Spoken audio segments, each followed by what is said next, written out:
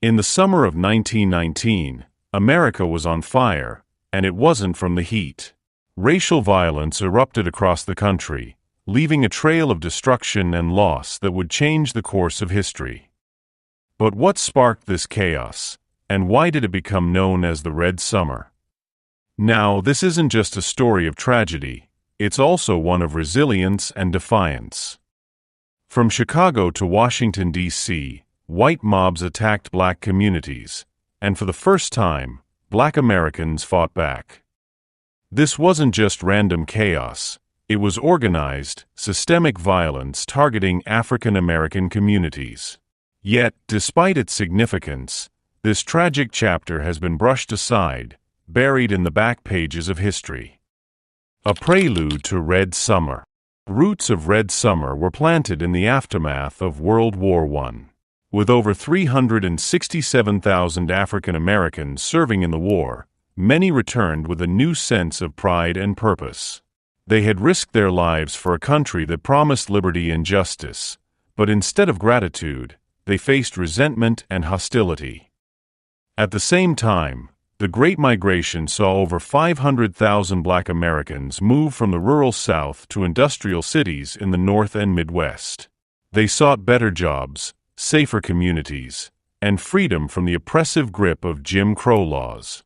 But their presence in these cities created friction, especially with working-class white Americans who saw them as competition for jobs and housing.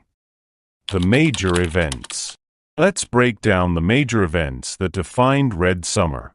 The first major riot began in Washington, D.C. on July 19, 1919, when rumors spread about a black man allegedly attacking a white woman. The city erupted into 4 days of violence, and what's shocking is that the violence was led by soldiers in uniform. Yes, even those who had just returned from the war. The aftermath? 15 dead, 50 injured, and hundreds traumatized.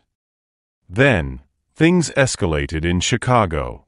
It all started with the tragic drowning of Eugene Williams, a black teenager who accidentally swam into a whites-only section of a beach. The police refused to arrest the perpetrators, and black Chicagoans fought back, sparking a 13-day riot. In total, 38 people were killed, over 500 were injured, and around 1,000 black families were left homeless. This was no small incident. It was one of the most devastating race riots in U.S. history. But the violence didn't stop there. From Charleston to Omaha, from Knoxville to Elaine, the chaos spread. One of the worst massacres happened in September 1919. Black sharecroppers in Elaine, fed up with exploitative conditions, began organizing for fair wages. They formed a union to demand better terms from white landowners. On the night of September 30th, a group of black sharecroppers gathered in a church to discuss their rights. When white men, including local law enforcement, tried to disrupt the meeting, shots were fired, and a white man was killed. This sparked a horrific chain reaction. Within hours, local law enforcement, white mobs, and even federal troops descended on Elaine.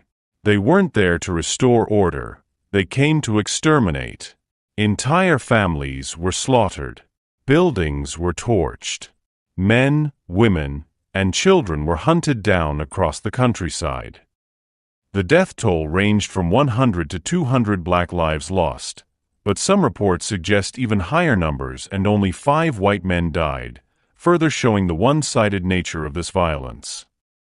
In the aftermath, over 60 black men were arrested and falsely charged with inciting violence. 12 were sentenced to death after sham trials. But in a landmark decision, Moore v. Dempsey, the U.S. Supreme Court overturned their convictions, citing gross violations of due process.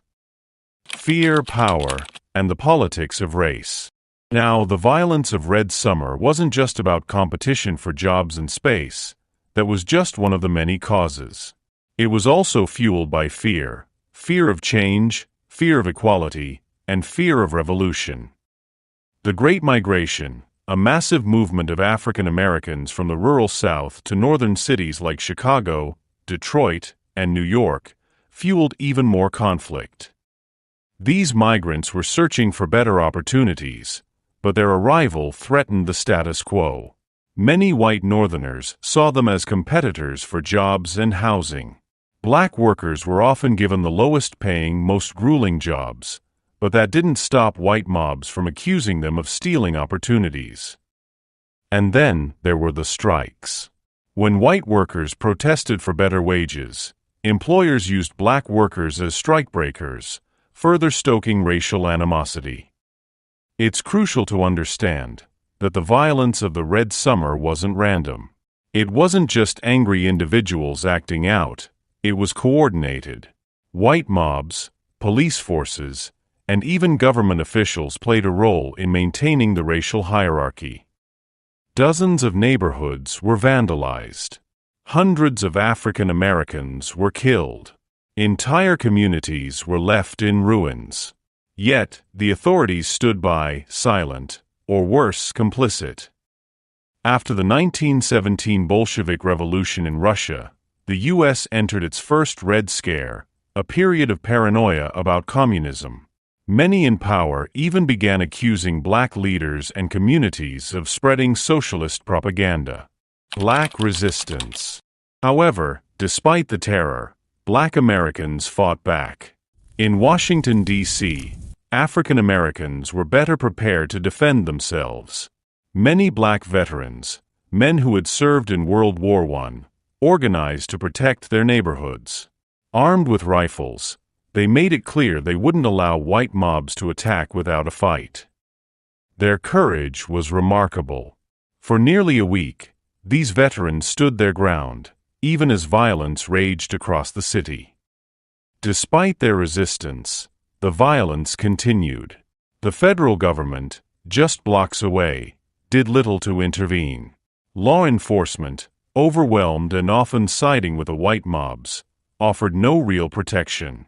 It wasn't until federal troops were deployed that the violence began to subside. When the dust settled, 15 people were dead, 10 white, 5 black, and hundreds more were injured. The Washington, D.C. riot became a brutal reminder that racial violence wasn't just confined to the rural South. It exposed deep racial injustice even in the shadow of the nation's capital. The birth of a movement. It also ignited a new era of activism. The NAACP, under leaders like W.E.B. Du Bois and James Weldon Johnson, launched a national campaign to expose the violence. They gathered evidence, interviewed survivors, and fought for federal anti-lynching legislation. Du Bois wrote in his essay Returning Soldiers, challenging the idea that black Americans should quietly accept their second-class status after serving in the war. And through it all, the black community refused to give in. As Johnson himself once wrote, "We return. We return from fighting. We return fighting." And it was their resilience that laid the groundwork for future civil rights movements. Meanwhile, the press and government had their own agenda. They feared that the violence was a sign of a bigger, more radical movement, especially with the rise of socialist ideas coming out of Russia post-Bolshevik revolution. The FBI investigated, the press sensationalized, and black Americans were caught in the crossfire. The response: no justice, no peace. Many rioters weren't even arrested, and the government didn't seem too eager to intervene. Fueling the fires of racism. When we talk about the Red Summer of 1919, it's easy to focus on the riots themselves, the clashes, the deaths, the destruction. But behind this violence lay something even more insidious, a deeply ingrained system of white supremacy designed to keep African Americans from advancing. After the Civil War, black Americans made remarkable strides in education, politics, and economic progress. But every step forward was met with fierce resistance. From racist propaganda to targeted violence, white America fought to maintain its dominance. Part of what made the Red Summer so explosive was how racism saturated American culture. Films like The Birth of a Nation glorified the Ku Klux Klan while portraying black men as predators and criminals. Newspapers further amplified this narrative, publishing unverified stories that painted black men as threats to white women and society. These weren't just careless stereotypes. They were deliberate tools to stoke white fears and justify violence. Any black success, any act of self-defense, was seen as a challenge to white authority. And the result? A red summer. The war created two new opportunities for black Americans. First, with white men drafted into the military, jobs and housing opened up in ways that hadn't existed before. Second, the war allowed black men to serve their country in the military, fighting for the very ideals of freedom and democracy.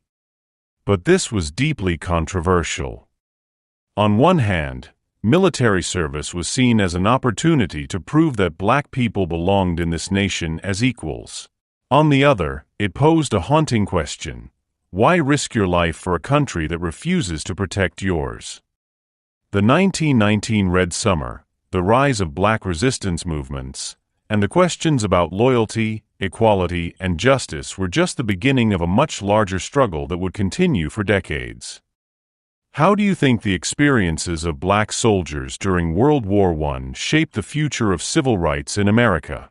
Let us know your thoughts in the comments below, and don't forget to like, share, and subscribe to our channel for more lessons on Black history.